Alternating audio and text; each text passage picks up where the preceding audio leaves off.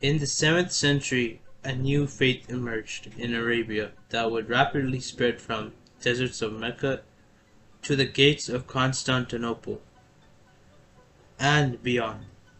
Its founder, the Prophet Muhammad, is referred by over 1 billion Muslims as the messenger of God, but his rise set against a backdrop of tribal politics and polytheism also included episodes that later generations have described as brutal or catastrophic for conquered peoples. In this documentary, we explore Muhammad's origins and the early Islamic conquests, and then trace through history the many accusations of mass violence or cultural destruction attributed to Muslim rulers and armies. We will draw on historical sources and modern scholarship to chart these events chronically, from Arabia to Spain, to India and beyond, aiming for a balanced examination of complex and contested legacies.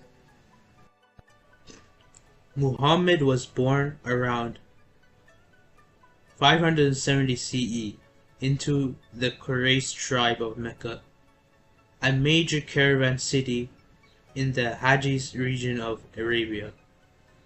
Mecca's society was tribal and polytheistic. The Kaaba, at its heart, housed dozens of idols honoring various Arabian deities. Muhammad grew up as a merchant and clan leader's orphan, and in his early adulthood he began receiving visions and revelations. In 610 CE, he famously reported an encounter in a cave on Mount Hira with the angel Gabriel, who revealed to him verses that would later become the Quran. Thus, Muhammad set out to preach monotheism, the belief in one God, to his kinsmen in Mecca.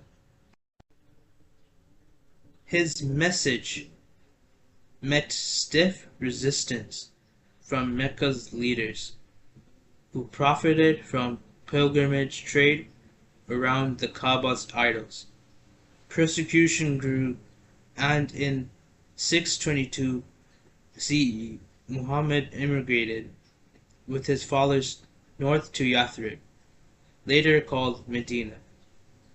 There he forged an alliance of tribes under his political leadership. From Medina, Muhammad's role became both prophet and prince. Within a decade, he built a well-organized state and army. By 632 CE, when he died, Muhammad had united most Arabian tribes under Islam. As one historian notes, by the time of his death, Muhammad had managed to unite most of the Arabs under the banner of Islam. Early on, Muhammad's campaigns involved treating opposition harshly. For example, after a victory at the Battle of Badr in 624 CE and later conflicts, the new Muslim state executed some tribal enemies as war captives. This pattern culminated in the infamous case of the Banu Qurayza, a Jewish tribe in Medina.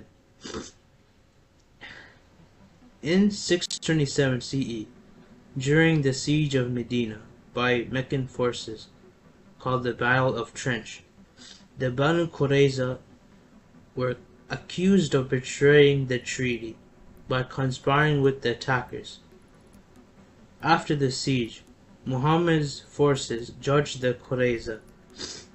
According to Islamic sources, all the men were killed, women and children were taken as slaves, and all property was seized.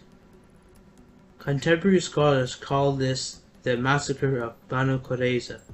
Some modern writers describe it as an act of genocide, while others argue it was a wartime penalty for perceived treason. The exact numbers vary, but chronologers suggest hundreds of men were executed.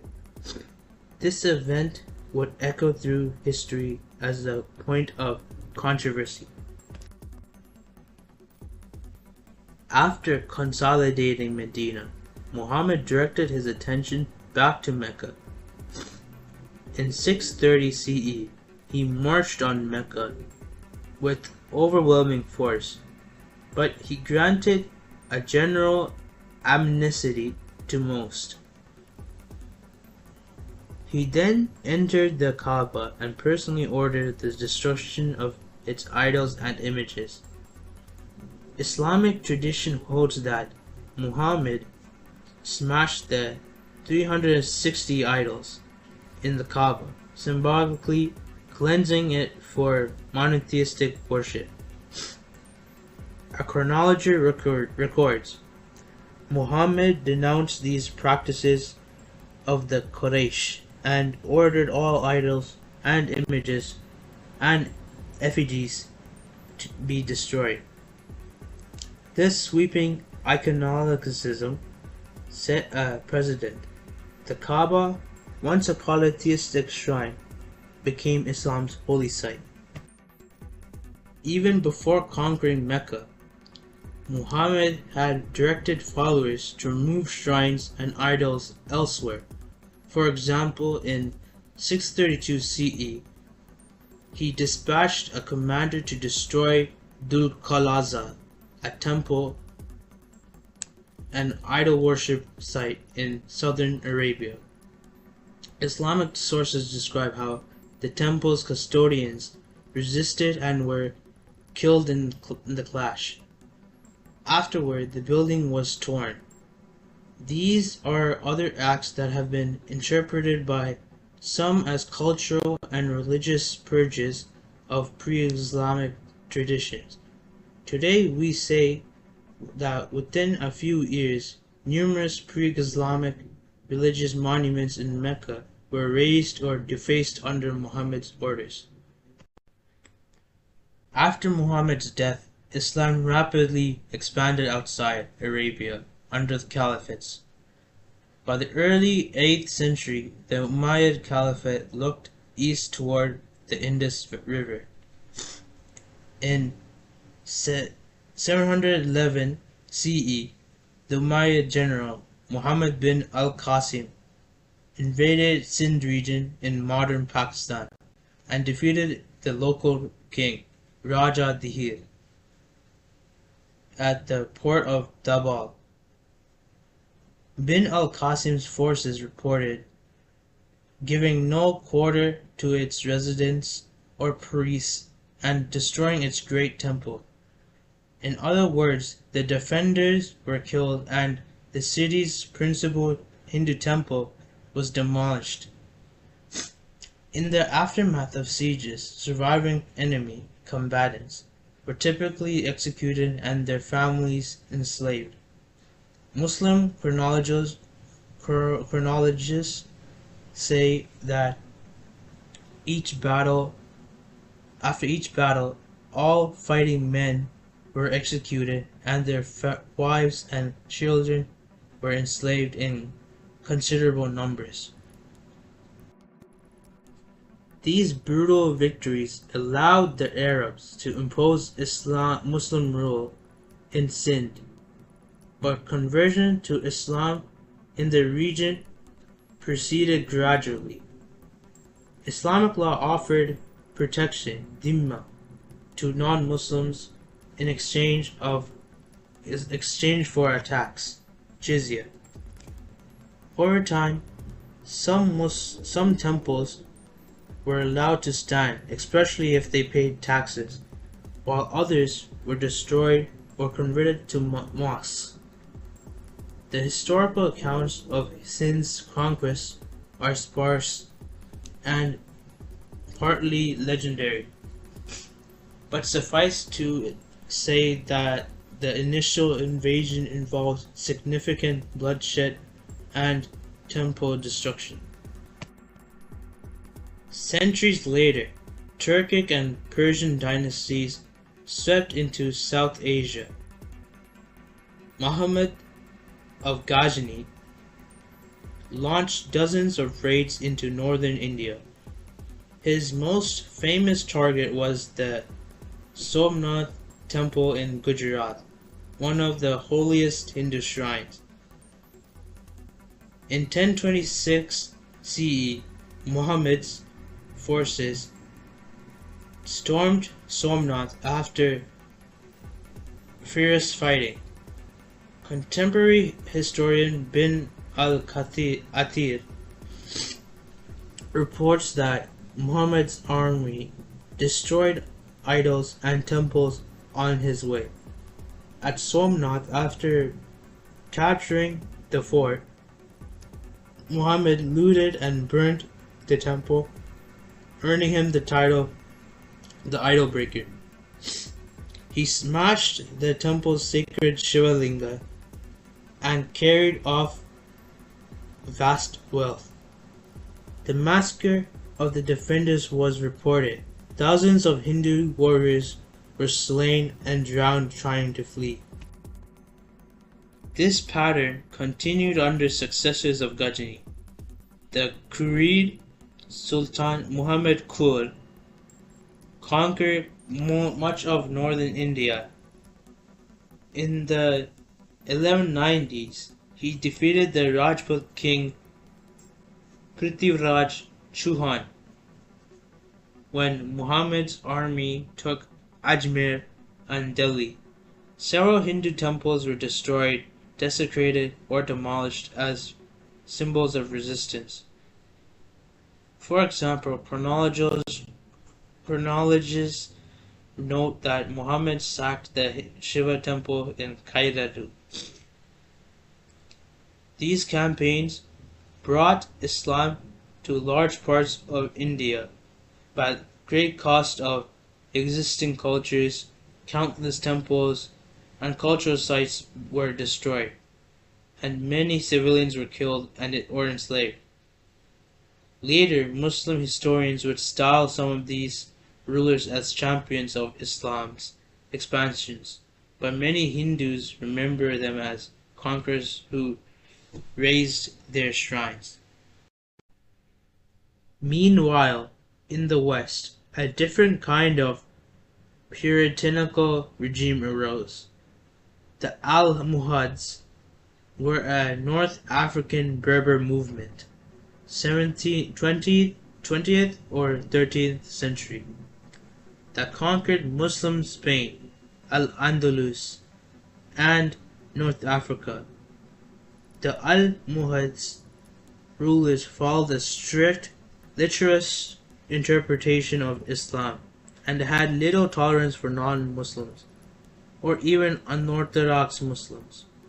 Under Almohad rule, mid as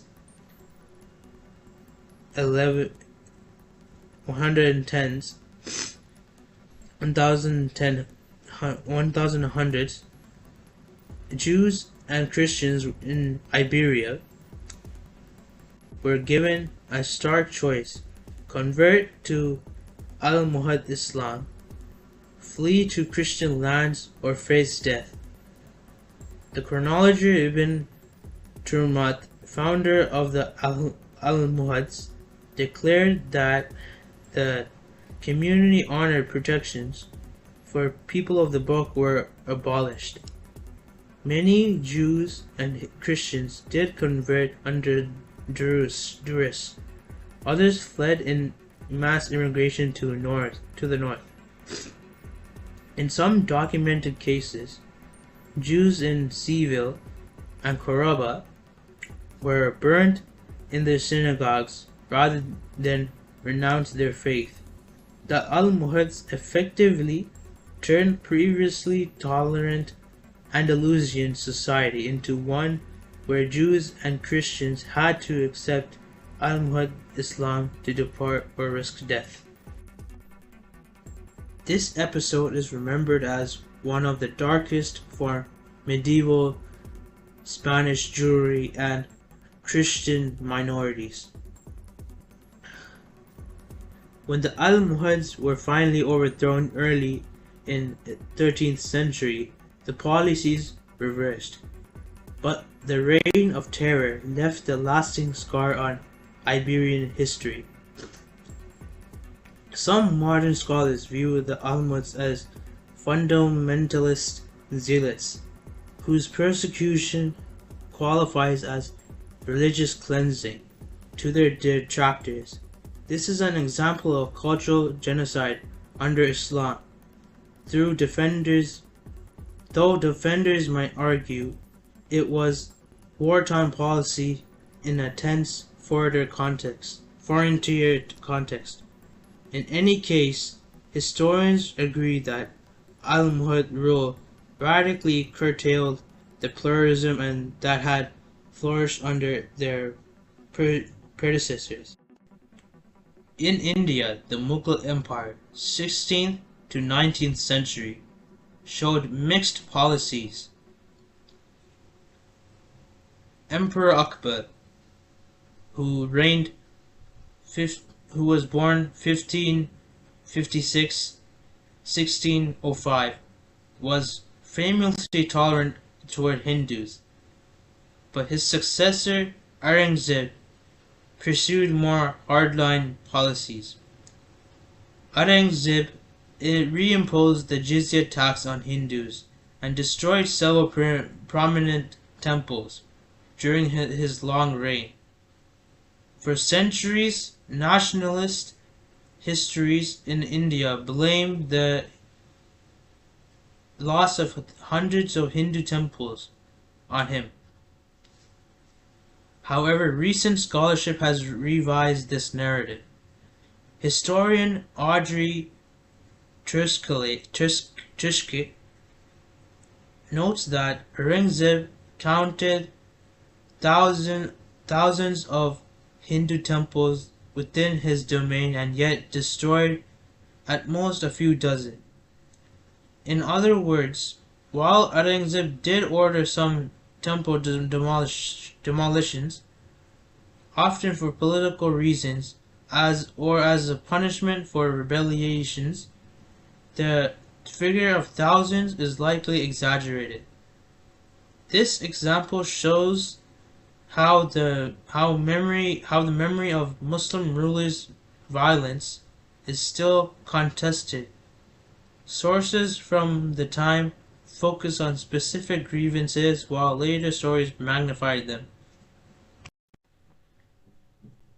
Fast forward to 20th century, and we confront what is widely recognized as a genocide under ostensibly Muslim Empire. During World War I, the Ottoman Empire carried out mass killings and deportations of Christian minorities. In particular, the Armenian population of Anatolia suffered terribly. Between spring 1915 and late 1916, Ottoman forces systematically deported Armenians from their ancestral lands. Historians estimate that between 600,000 and 105 million ethnic Armenians died from massacres and starvation, forced marches, and other atrocities during this period.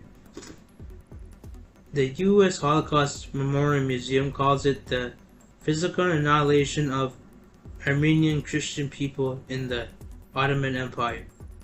Many Armenians and the most Western scholars define this as genocide. The Ottoman regime at the time was nationalist and Turkification oriented, rather than clerical, but it was Muslim in identity and led by the Committee of Union and Progress. Other Christian groups also suffered. The Greek-speaking Orthodox Christians of Pontus and the Assyrians of the northeast Anatolia were also slaughtered in overlapping campaigns. The Islamic character of the state was often invoked by perpetrators to justify actions, to purify the empire from non-Muslims. To this day, the 1915-23 events remain one of the most controversial legacies in modern Middle Eastern history. Successive Turkish governments have all long denied the label genocide, while Armenia and many countries officially commemorate it.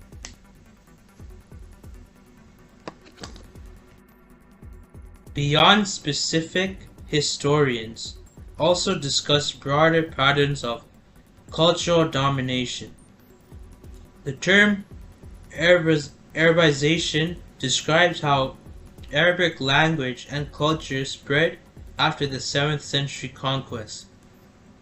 In many conquered lands, Egypt, Syria, North Africa, Persia, Arabic gradually replaced local languages in government, religion, and education, as one source explains. After the rise of Islam, Arab culture and language spread outside the Arabian Peninsula. The Arabic language began to serve as a lingua franca in these areas.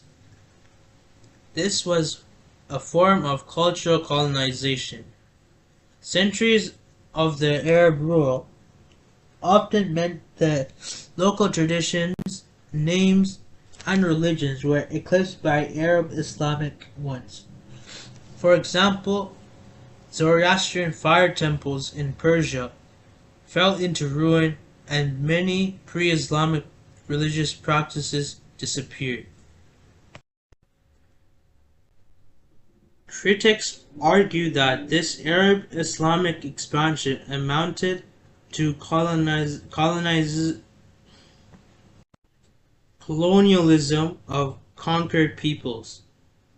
They point out that rulers changed places, imposing the jizya tax, and encouraged conversion to Islam, sometimes through coercion and pressure. Proponents of this view call it a form of cultural genocide.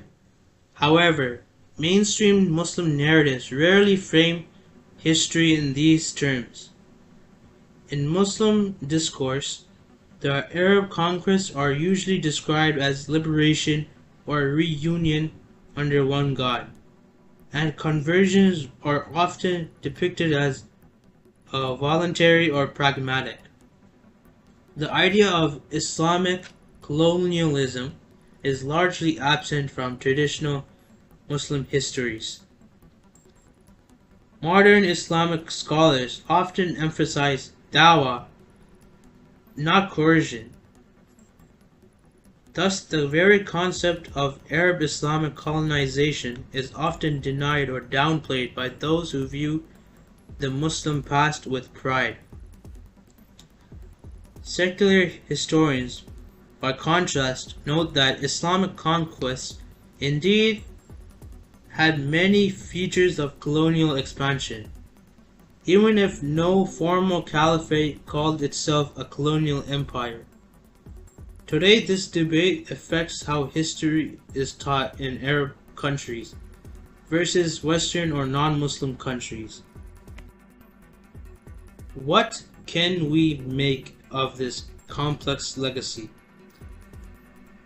Over 1,400 years of history, Muslim states have been responsible for remarkable achievements in science, art, and philosophy, but also for episodes of great cruelty, The events we have examined span from Muhammad's era to the 20th century, but they share a common thread. They involve battles for power, identity, and faith. Modern historians urge us to see nuance. Even Muhammad's own record was mixed. By 623 CE, most of the tribes had converted to Islam, although most of these conversions had political motivation rather than spiritual. This suggests that some embraced Islam out of state pressure or alliance building, not purely voluntary faith. Similarly, later conquest often blended genuine religious zeal with obvious imperial ambitions. Today, these histories remain highly relevant in many parts of the world. Memories of Muslim rule and conflict still influence inter-religious relations. The Armenian genocide has become one point of global human rights advocacy. Arabization policies echo in controversies over language and identity in North Africa and the Middle East, and debates about the historic temple destructions fuel nationalistic narratives in India and elsewhere. At the same time, Muslims hear these stories often emphasize episodes of tolerance like the Mughal patronage of temples or the Ottoman millet system, and decree accusations of Islamophobia. By confronting these difficult episodes directly, neither glorifying nor denying them, we can gain fuller understanding of history. This film has tried to present the evidence and voices of historians with much balance as possible. The facts are what they are. The facts are what they are. There were indeed mass killings and cultural destructions carried out by Muslim leaders at many points in history. How we interpret them depends on perspective. As one historian notes, Islamic history has shaped by tribal politics, by empire, and by the religious ideology. Its legacy is neither uniformly noble or uniformly sinister. In the end of the day, understanding this past is crucial. It reminds us that all empires, whether Muslim, Christian, or otherwise, have been capable of both creation and destruction.